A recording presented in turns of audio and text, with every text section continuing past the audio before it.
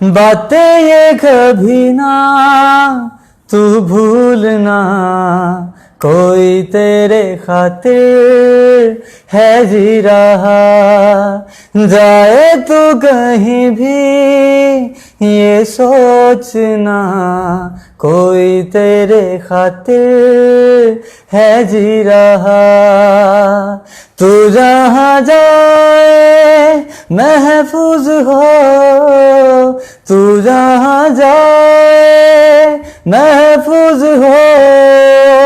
दिल मेरा मांगे बस ये दुआ, बातें ये कभी ना तू भूलना, कोई तेरे खातिर है जी रहा।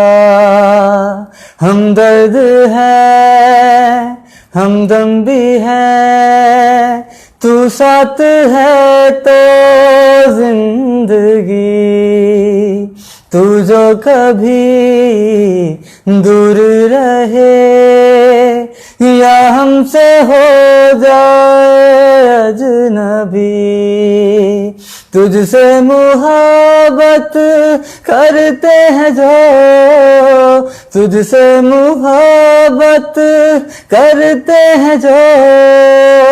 कैसे करें हम इसको बयां, बातें ये कभी ना तू भूलना, कोई तेरे खातिर है जी रहा। जाए तू कहीं भी ये सोचना, कोई तेरे खातिर है जी रहा।